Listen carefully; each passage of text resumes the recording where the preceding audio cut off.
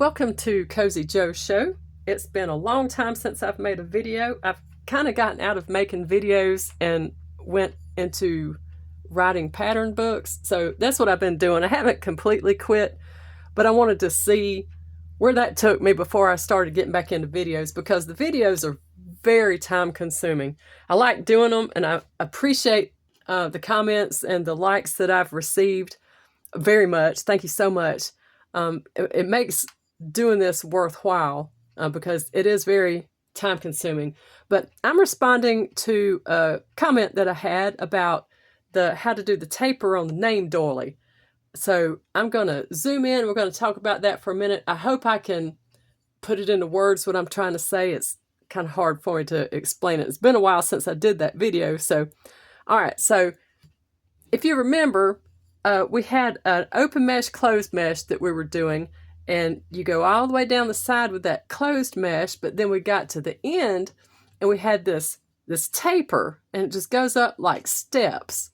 And so how you do that is you don't want to work these stitches over here. I know it's hard to look at because I already have the border on, but I didn't want to have to make another thread crochet, so I hope that you can see it. So you have the 4 double crochets of the closed mesh here on the side, and what you're going to do, you're trying to get over here, okay, but you can't have any stitches here. How do we do that? You're going to slip stitch here, here, and here, and then you're going to chain 3 for your first double crochet of that closed mesh on the next row. I always like to chain 3. It just looks neater than chain 2. That's just my thing, but you do you, however you like to do it.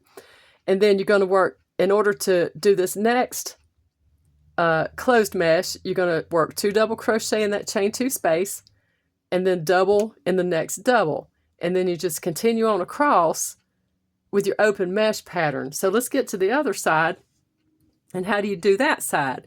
So we're working across, and when we get over here, we don't want stitches here because that's our step.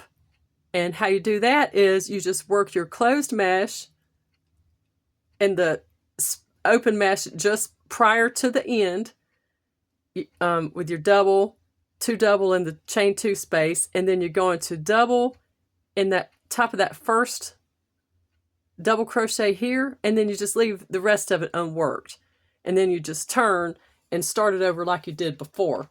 So let's look at it on a piece of graph paper and see if that'll make it a little bit more clear. This is like the 3rd time I've had to reshoot this video. I don't even have my editing software anymore, so I'm just having to do this off the hip. So here's the steps up, and like I said, you don't want any stitches here so that you can create that step. So you're just going to start here with your double crochet and then 2 more like that. Let's look at it this way. All right, so here we have our closed mesh on the edge. You're going to, and that's 4 double crochet. You're going to slip stitch here, here, and here. And then you're going to chain 3 or 2, whatever floats your boat, for your beginning double crochet on this closed mesh. And then double, double in the chain 2 space. And then double on top of this double, and continue on with your open mesh, closed mesh pattern. Now, when you get to the other side, you're going to be doing all your little open mesh, closed mesh things coming across here. And then you're going to get to the last open mesh space before the edge. And that's when you're going to work a closed mesh.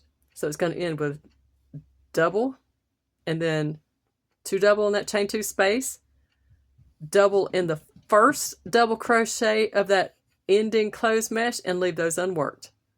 And then you just turn and slip stitch and start over.